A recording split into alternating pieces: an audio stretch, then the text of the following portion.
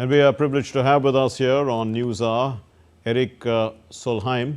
He's the former head of UN Environment. He's the president of Europe for Asia Center. Thank you very much, Mr. Solheim, for being with us.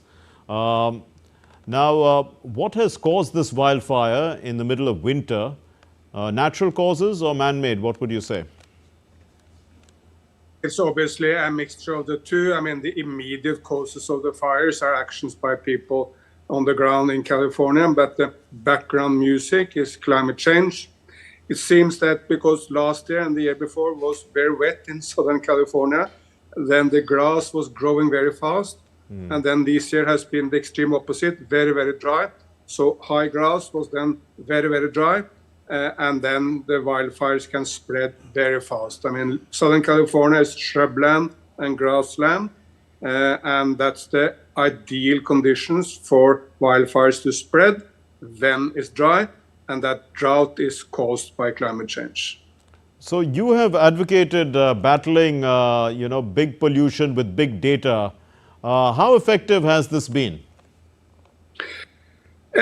We tend to focus on all the negatives, which we need to do, because of course this is a horrible tragedy for the people of California. A number of people are dead. 10,000 buildings are destroyed, some of the rich and famous in Hollywood, but many of them absolutely ordinary people who will suffer a lot from this, many of them also very poor. So rich and poor has been attacked by these fires, so it's a tragedy. But on the positive note, the world is taking action to curb climate change. India is a central leader in that. Prime Minister Modi has launched a huge number of missions in India. China is the global leader, and we see a huge shift from oil and gas and coal into renewables. Last year, the world invested double as much in renewables as in oil and gas. So we are taking action, and we need to focus also on the positive and good news, not just on these horrible tragedies which we see from California.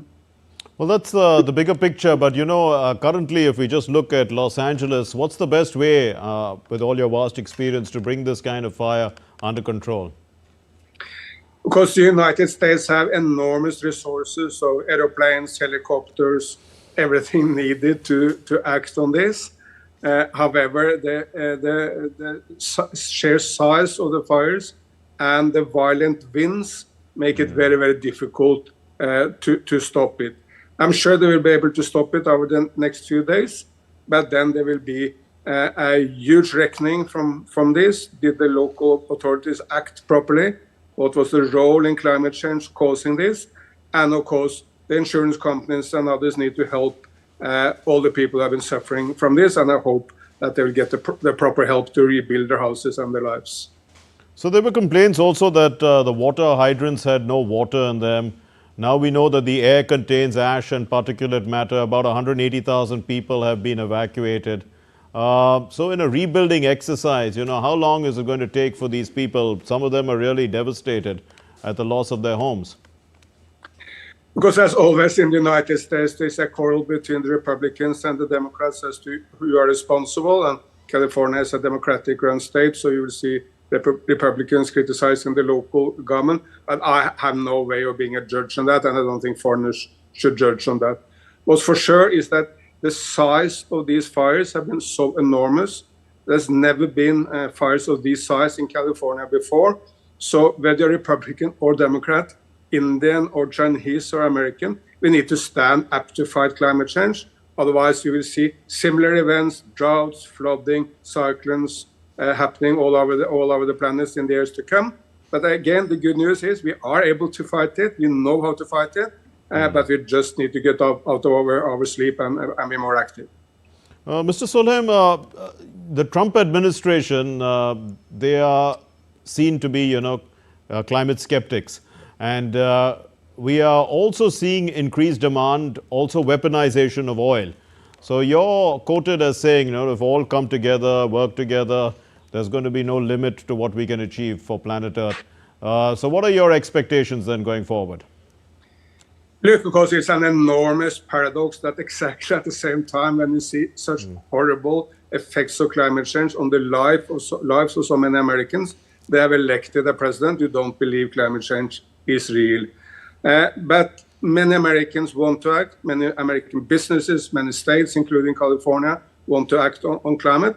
And the leadership in the global struggle to fight climate change is not in the United States of America. That's in China, in India, in Indonesia, and many other Asian nations. And simply, we are in a new world. We are in the Asian century. Yes, in the last 200 years, maybe Asia has not been leading the world, but now Asia is leading the world. China is far ahead of anyone else, but India is the #2 nation leading the world in the green direction under leadership of Prime Minister Modi. So we have come to a stage where technology has advanced to such an extent. We have AI, we have, there's so much data available on climate. What's the best way to actually utilize all this to try and work towards a coalition, to try and bring, the best hands forward to try to bring to stop these kind of things? Because we're going to see, we already know that 2024 was the hottest year on record, where we've already crossed 1.5 degrees Celsius, isn't it, from the pre-industrial levels? No, I mean, every measurement shows that the last year was the hottest year for hundreds of years in human history. And of course, northern India had an enormously high temperature, like in April, May last year. So we are suffering from climate change. But on the positive side, the new technologies gives us a lot of new tools.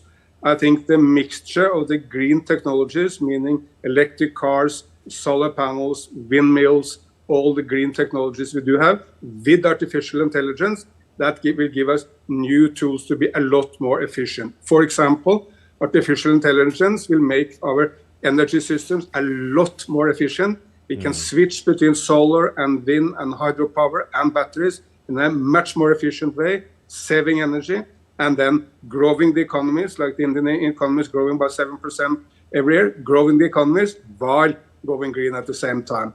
But we need to, of course, jointly use all these new technologies. And here the United States has a huge role to play, because many of the companies who can help this transformation, like, say, Google or Amazon or Microsoft, they are American.